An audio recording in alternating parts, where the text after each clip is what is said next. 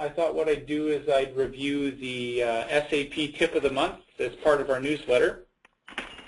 Some of you may already be using this in SAP Business One. Our Tip of the Month was the Common Functions window within the Business One dashboard. So I'm just going to move over to live display of what I'm talking about. And you can see on my dashboard here, not everybody might be working within the latest version 8.8. If you're working with version 2007, your window will probably look a little bit different. This can be a good demonstration on why, or some of the things that are valuable upgrading to version 8.8. Common Functions is this screen here. And you can see within the cockpit controls, there's a number of things that you can add to your cockpit, Common Functions being one of them. And of course, you've got open documents, messages and alerts, and other dashboards. The Common Functions bar is really meant just to pull in the things that you use most often. And you can see here that I've got things like sales opportunities, sales quotation, opportunities pipeline, things that we'll be actually talking about today. But you can actually drag and drop anything that you'd like from the main menus into the Common Functions bar. And it's basically just a quick way of being able to access functions. So then if you don't really want to show this bar on the side and kind of make better use of your real estate, you're able to do that. So just another way to work with the dashboard and make things more usable and more quickly to access.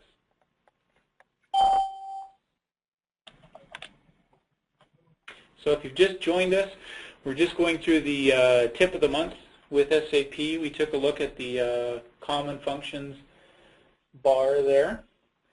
And you can also, if all you receive a copy of the newsletter, you can hit a quick demo on using Common Functions within the newsletter there. So, being as how it's just a few minutes after 10:30, I think we'll forge ahead. This is a brief overview of sales opportunity management. Certainly stop me at any time during the overview to ask a question or seek further clarification or dig a little deeper. We'll leave lots of time at the end, and if you'd like me to go through something with you, I'm happy to do that. If sales opportunity management is something that you haven't been doing, and on the basis of this demo you're interested in, the best thing to do is to kind of hook up with your local friendly neighborhood project line or Encaptis office and ask them how they can set up a more detailed training session for you. Okay, so today's agenda, we're going to look at just an overview of the sales opportunity management functionality within Business One. We're going to look at some of the reports that are available to you as part of that functionality, and then we'll leave plenty of time for question and answer. So I suppose there's always the question is why you would want to track sales opportunities. We certainly use this within our own organization, something that we rely on Business One for. At least I do quite a bit personally. And I find the reason to track sales opportunity is both from a personal salesperson's perspective, it helps keep you organized, kind of keep you on task and on focus. It's a good way to kind of capture all of the details around an opportunity that you may not be able to hold in your head all at the same time.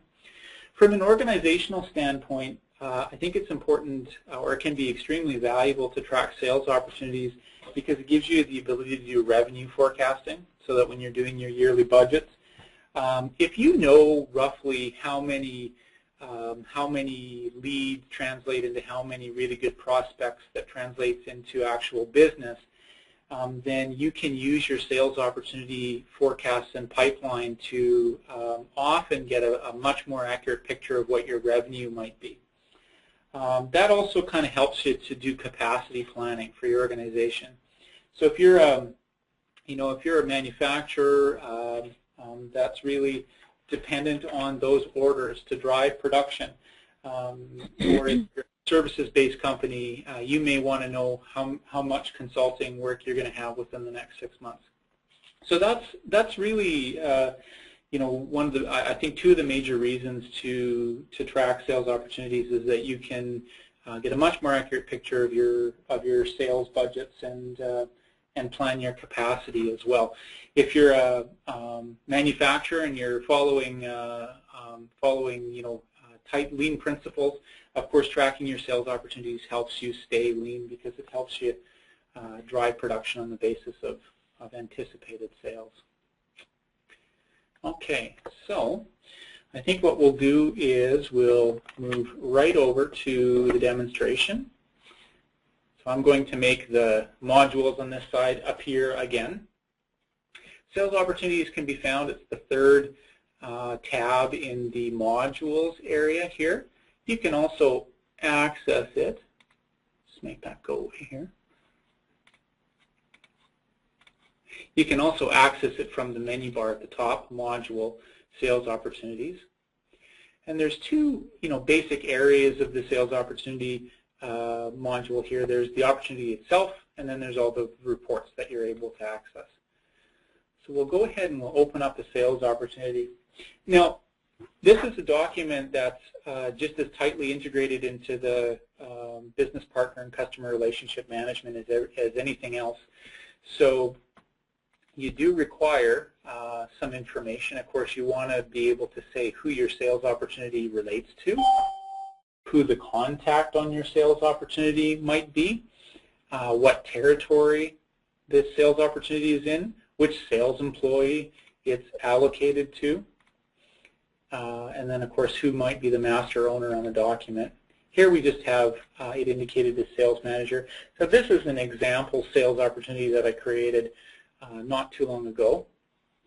Over on the right-hand side at the top here, this is where you can name your opportunity. And of course indicate a start date for the opportunity. So if this was some, salespeople can use opportunities on their own, or this is something that a sales manager or a senior manager can actually do to create opportunities and assign them to salespeople as well. So maybe this is an opportunity that's starting in a couple of weeks, and we're assigning it to Robert, and but I'm the sales manager on this one. So there's my manager, Darren. He owns the document, but the sales opportunity is assigned to me. So the tabs within sales opportunities allow you to track important and pertinent information. The first one, which relates to the potential for the sales opportunity, so that talks about how soon you think the opportunity is going to close and what the amount might be. This weighted amount relates to a closing percentage, and I'll talk about that right away when we take a look really quickly at stages. A couple of the questions I think it's good to ask yourself if you're looking to track sales opportunities. We'll typically track an opportunity as soon as we have something that we consider a strongly qualified prospect. But I think it's fair to kind of ask yourself, you know, do we track sales opportunities if they're very small, or are we really just tracking the very large ones? I think another question to kind of ask yourself when it comes to sales opportunity management is, how long are your sales cycles? Are they very short, or are they somewhat longer? So this type of management you don't see as much in environments where, you know, you have a customer that calls in the morning and would like a quote within, you know, half an hour or so, and you're really just converting that to business within that morning. You can track those opportunities if you'd like, but then I think it just becomes a question of, you know, how much effort are you putting into entering this data and tracking it. If it's data that you find really, really important, you'll probably want to do this. But if your sales cycles are short, you may just kind of manage your smaller opportunities by quotes and sales orders. Okay. You can also define parameters with respect to interest. You can call the opportunity hot, cool, or medium, whatever you define it as. The general tab holds information on you know, where you got the lead information, what industry they might be in. Also, do you sell through sales channels? Like, are you the type of business that has a distribution network and relies on other distributors to sell your product. If so, you're able to put in who your partner is on any particular opportunity. Stages. Now this is likely the most important part of sales opportunity management, certainly the one that can give you a lot of good information. Here's where you define your sales stages, and you can see that this particular chart is set up so that you can add as many many stages as you like. You can add, you can start with stage 1, then you can move to stage 2. You can even move back to stage 1 if the opportunity unfortunately regresses, but it does happen. In this particular demo system, we've got these stages defined as lead, first meeting, second meeting, quote, negotiation, and then order or sale. You might choose to define them differently, but here's how they're laid out. This closing percentage is how far along you are in the sale, and this will relate to how certain you are that that piece of business is going to close for you. So this becomes important in revenue forecasting. So if you think that this deal is worth $10,000, but it's in stage 1, we're really just weighting a potential revenue of $6,000 to it, which means that later when you're looking at overall all of the opportunities that are in your pipeline and all of the expected revenue, the expected kind of or anticipated revenue is relates to the sum of all these weighted amounts. The other thing that you can do within a stage is you can attach an AR document, either a quote, an order, a delivery, or an invoice. So at this particular stage, you may not want to attach a document, but let's say this stage progresses into the quotation. We want to specify a closing date for this. You can change the sales employee per stage. But you don't have to. It will retain the same person if you don't change it. Then, of course, we see that because we progress to a more advanced stage, it weights the stage differently, 60%. And, of course, we have a potential amount of business at $10,000, and the weighted amount changes to $6,000. If we wanted to, we could modify this closing percent. We could say, you know what, I'm a little more certain that this particular piece of business is going to close. I'm 3/4 of the way there. So we can update that. We can then attach a sales quotation to the stage and indicate its document number. Now here's where you would have to have actually created a quotation somewhere. So you want to go and create that quotation and then attach it to the document. Once you attach an AR document to a sales opportunity, it asks you if you want to update the amounts and gross profit. And what that means is that it's actually pulling the quoted data from the quotation, the amounts, and asking you if you want to insert it into your sales opportunity. If we say yes here, notice how the amounts change. That particular quotation wasn't actually for a piece of business that was $10,000. It was for something that was much less. But you can see how that works. The other thing that you can do is you can assign an activity to a stage. This can be very useful when it comes to reporting. So we may assign an activity in saying, quotation, I've got a task to do. I need to get my quote done. And that quote needs to be done by the 23rd. And that'll be the active opportunity with that stage. You can attach as many activities as you like to a sales opportunity, and if you click on this button in the lower right-hand corner, Related Activities, you'll see that that activity is now attached. All right. Okay, we'll move ahead here. A couple of other tabs that can be useful. You can specify who your partners are on a certain deal. So let's say your partner was a software developer. You could specify this here. Anybody that you work with as a business partner that is key in landing this particular sales opportunity. You can also define how you're related to that partner, like what do they do for you. And then, of course, you can specify you can link the specific business partner to that particular partner. competitors would be the people that you're up against. So, we may say a competitor is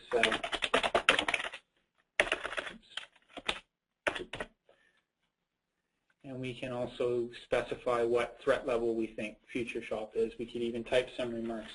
They have better pricing on zip drives. If that competitor actually won the deal, you could indicate that here, which leads me to the next tab, which is your opportunity status. Your opportunity is typically either open, or it's won, or it's lost. If you lost that particular piece of business, you could click lost, and you could, you could say it's because you got outsold, because your competitor had different pricing, that sort of thing. Okay. And then lastly, you can attach whatever document you'd like to a sales opportunity. So if you have some handwritten notes that you've done, or some figures or drawings, or even an outside quote or something like that, those documents can be attached here. So not too bad, not too unwieldy, pretty straightforward to be able to update stages, and of course the information that you can garner out of keeping that updated can be quite valuable. So we'll move right into taking a look at some of the reports that are available. I'm just going to take a quick look at just a few of these reports. I'm not going to go into them exhaustively. One style of report that you may be interested in running is your opportunities forecast. We may want to know, what's our anticipated opportunities based on all of these certain things, and how are you grouping them. So these standardized opportunity reports actually give you a lot of flexibility in how you slice and dice your data. So needing to create, I don't find that you typically have to create customized reporting. If you're looking for very specific ways to look at your sales opportunity data, we may be interested in knowing all of the opportunities that are predicted to close within the month of August. And we're going to sort that by the sales employee on the opportunity, and maybe group by territories there.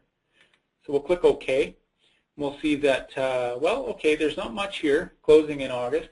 It's the summertime. It's a bit of a quiet month, but Robert's got some potentially closing. And if we drill down, okay, it looks like he's got an opportunity in Minnesota,